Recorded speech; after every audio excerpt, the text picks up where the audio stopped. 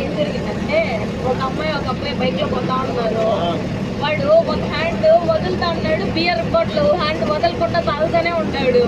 కొంతసేపుల తర్వాత ఆ పిల్ల ఏం చేసింది, వాడు తాగుతాడు బస్సులో వాళ్ళు చూస్తున్నారని చెప్పేసి ఆపిల్ తీసి పెట్టుకునింది ఆ బియర్ బాటిల్.